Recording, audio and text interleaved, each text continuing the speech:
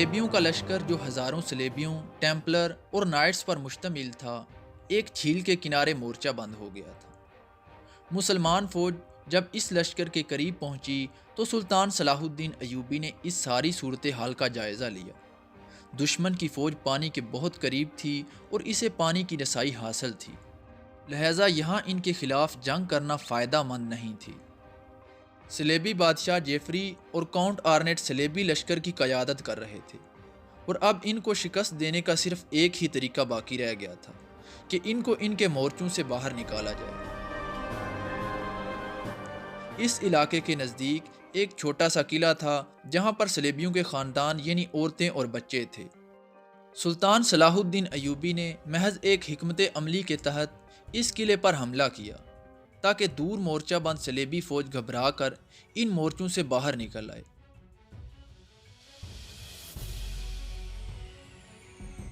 چنانچہ سلطان صلاح الدین ایوبی نے اس قلعے کا محاصرہ کر لیا اور چند ہی دنوں میں قلعے پر دباؤ بڑھنا شروع ہو گیا۔ اگر سلیبی فوج اپنا پڑاؤ توڑ کر قلعے کے دفاع کے لیے پیش قدمی کرتی تو اس کے لیے تقریباً انہیں 8 گھنٹے درکار تھے، مگر اس موقع پر سلیبیوں نے حماقت کی اور دوپہر کے وقت اپنے سفر کا آغاز کیا۔ راستے میں جگہ جگہ گھات میں بیٹھے مسلمان گھڑ سوار دستے سلیبیوں پر حملہ کر کے ان کی پیش قدمی روکتے رہتے،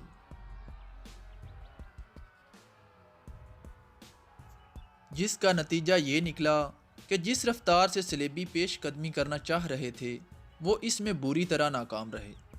مسلمانوں کے حملوں کی وجہ سے ان کی رفتار مزید آہستہ ہو گئی، اور آخر کار مغرب کے وقت تک سلیبی فوج پانی سے کئی کلومیٹر دور حطین کی اونچی پہاڑی پر پہنچ پائی۔ جو ہی سلیبی فوج نے پانی کے پاس سے اپنا پڑاؤ چھوڑا، سلطان صلاح الدین ایوبی نے فوراً اپنے گھڑ سوار دستوں کو پانی اور سلیبیوں کے درمیان داخل کر کے ان کی پانی تک رسائی بند کر دی۔ اس صورتحال سے اب سلیبی مکمل طور پر حواس باختہ ہو چکے تھے۔ صورتحال یہ تھی کہ تمام سلیبی فوج حطین کی پہاڑی پر موجود تھی جسے چاروں اطراف سے مسلمان فوج نے گھیر رکھا تھا۔ ان حالات میں سلیبیوں کا پانی تک پہنچنا ناممکن تھا، اور جس قلعے کے دفاع کے لیے سلیبی لشکر روانہ ہوا تھا وہ ابھی تک مسلمانوں کے محاصرے میں ہی تھا۔ اچانک مسلمان فوج نے قلعے کا محاصرہ ختم کر دیا اور مکمل قوت کے ساتھ حطین کے میدان میں اکٹھے ہو گئے۔ حطین کے میدان میں سلیبی فوج پیاس اور بھوک کے باعث شدید مشکل سے دوچار تھی۔ سلطان صلاح الدین ایوبی کے لشکر میں ایک عالم بہاؤالدین بھی تھے جنہوں نے بعد میں سلطان کی تاریخ لکھی۔ انہوں نے سلیبی فوج کی اس بے بسی کی انتہائی دردناک داستان بیان کی ہے کہ جس سے اس سلیبی فوج کا عبرتناک انجام واضح ہوتا ہے۔ سلیبی فوج جو چاروں طرف سے گھیری جا چکی تھی، پانی سے اور اپنے مرکز سے بھی دور تھی، اور اب اس شدید گرمی میں انہیں اپنی موت یقینی نظر آ رہی تھی۔ اس تمام محاصرے کو توڑنے کے لیے سلیبی فوج تابڑ توڑ حملے کر رہی تھی۔ اس موقع پر مسلمان فوج نے سلیبی فوج کا راستہ روک کر ان کو حطین کی پہاڑی کی طرف دھکیل دیا کہ جو بعد میں ان کا قبرستان بنی۔ ابھی محاصرے کو 2 ہی دن گزرے تھے کہ سلیبی فوج کی حالت انتہائی خراب ہونا شروع ہو گئی۔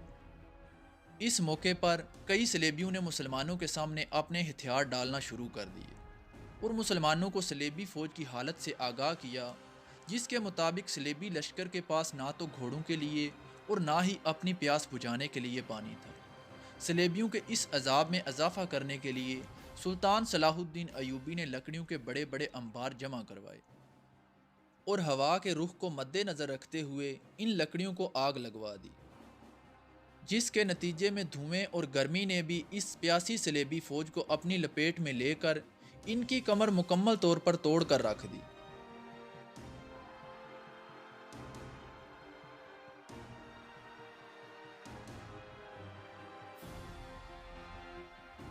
اس ساری صورتحال کی وجہ سے سلیبی فوج نفسیاتی اور جسمانی طور پر اس حد تک کمزور ہو گئی کہ سلیبی فوج کے سپاہیوں نے خودکشیاں کرنا شروع کر دیں تاکہ وہ مسلمانوں کے ہاتھ نہ لگیں۔ ٹیمپلر اور نائٹس دستوں کی شکل میں پوری قوت کے ساتھ باری باری پہاڑی سے نیچے اتر کر مسلمانوں کی صفوں کو توڑنے کی کوشش کرتے رہتے، تاکہ کسی طرح دریا تک پہنچنے کا راستہ بنایا جا سکے، مگر مسلمان فوج ہر دفعہ انہیں شکست دے کر پسپا کر دیتی۔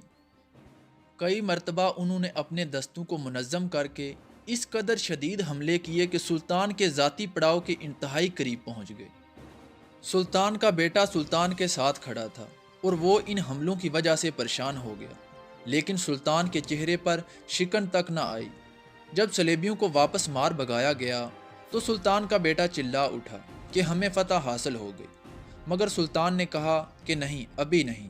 دوسری مرتبہ پھر صلیبیوں نے اسی طرح حملہ کیا اور دوبارہ سلطان تک پہنچ گئے، لیکن انہیں دوبارہ شکست دے کر مار بھگایا گیا۔ تو پھر سلطان کے بیٹے نے دوسری مرتبہ کہا کہ اب ہم جیت گئے۔ سلطان نے پھر کہا کہ نہیں، ابھی نہیں۔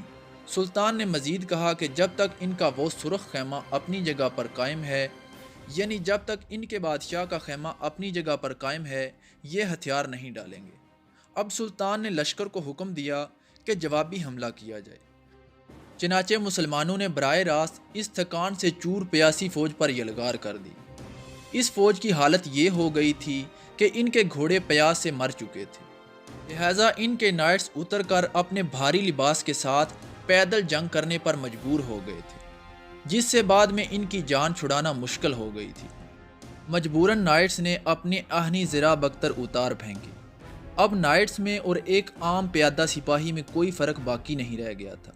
اب مسلمان فوج نے ان کو گاجر اور مولی کی طرح کاٹنا شروع کر دیا۔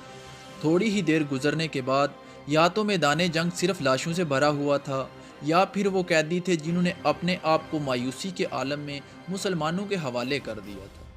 ان قیدیوں میں کئی سو ٹیمپلر اور نائٹس بھی تھے۔ حال یہ تھا کہ ایک ایک مسلمان سپاہی 30 صلیبیوں کو رسی سے باندھ کر گھسیٹتا ہوا لے کر آ رہا تھا، جو سب سے بڑی ذلت صلیبیوں کا مقدر بنی کہ جسے وہ آج تک نہیں بھول پائے، کہ وہ صلیب جس پر ان کا دعویٰ تھا کہ اس پر نعوذ باللہ عیسیٰ علیہ السلام کو سولی دی گئی تھی، وہ صلیب مسلمانوں کے ہاتھ لگی۔ اس صلیب کو یہ لوگ ٹرو کراس کہتے تھے۔ اس صلیب کے مسلمانوں کے ہاتھ لگنے کے بعد پوری عیسائی دنیا میں صف ماتم بچھ گئی۔ اس سے زیادہ ذلت امیز شکست جس میں ان کا مقدس ترین ٹرو کراس یعنی اصلی صلیب سلطان صلاح الدین ایوبی کے قبضے میں آ گئی۔